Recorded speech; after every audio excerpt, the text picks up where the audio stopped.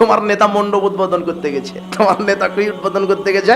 ওকে আমি ক্লাস 1 আবার ভর্তি হতে বলেছি। তোমার নেতা বলছে আমি সেকুলার দেশের নেতা, তো তাই আমাকে সব মেনে চলতে হয়, আপনাকে ভিক্ষা করে খেতে বললাম, নেতা হলে পরকাল হারাবেন। মোহাম্মদ সাল্লাল্লাহু আলাইহি সাল্লামকে আবু জাহল, উতবা, সাইবা, মক্কার লিডাররা গিয়ে বলছেন আপনি নারী চাবেন, নারী দিব, সুন্দরী নারী, গাড়ি দিব, টাকা দিব, সব দিব, আপনি নেতা হতে চাইলে নেতা বানিয়ে দিব, শুধু আমাদের একটু মণ্ডপে এসে মূর্তির একটু ইবাদত করেন।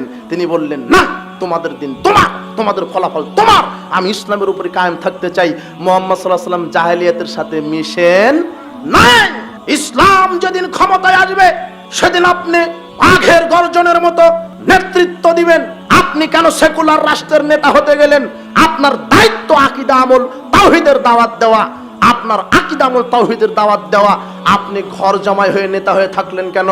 আপনি এমন নেতা ঘর জামাই, হক কথা বলতে পারেন না, আপনি হক কথা বলতে পারেন না, আপনি পূজা মণ্ডপে গিয়ে গীতা পাঠ করেন ঠিক আপনার নেতৃত্বের, আপনি আবার বলছেন দরকার হয় আমি পূজা মণ্ডপ ছাত্র মাদ্রাসার ছাত্র দিয়ে পাহারা দেওয়াবো। নেতাজি হুজুরজি, আপনাকে আবার ক্লাসে শিশুতে ভর্তি হতে বললাম, আপনাকে আমি শিশুতে পড়বে না। কোন মুসলিম জাতি বিজাতি ধর্মকে সাহায্য করতে পারে না, 1 সেকেন্ডের জন্য করতে পারে না, 1 মুহূর্তের জন্য করতে পারে না।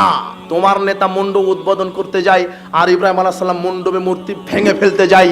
ইব্রাহিম আলাইহিস সালামের আকীদায় আসতে হবে। আয় যুবক, তোমার নেতাকে আবার পড়াশোনা করতে হবে, তোমার নেতাকে আবার পড়াশোনা করতে হবে।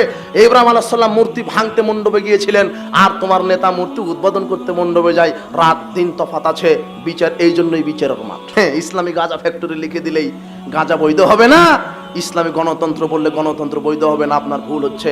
আমার বক্তব্য বারবার তদন্ত করেন, না হলে আপনি ভুল বুঝবেন না। জাতি আপনারা ভুল বুঝেন না, আমাকে গালি দিবেন না। বিশ্বাস করেন ইসলাম কোন কুফরি মতবাদী বিশ্বাসী নয়। বিশ্বাস করেন রাসূলের আদর্শ ছাড়া কোনো পৃথিবীতে আদর্শ নাই, রাসূলের নীতি ছাড়া পৃথিবীতে কোনো নীতি নাই। রাসূলের আদর্শের বাহিরে, রাসূলের নীতির বাহিরে আপনি যা করবেন সেখানে আপনি ধ্বংস হবেন। সেটা পরকালে হোক, সেটা দুনিয়াতে হোক, ধ্বংস হবেই হবে। রাসূলের আদর্শ ব্যতীত পৃথিবীতে কোনো আদর্শ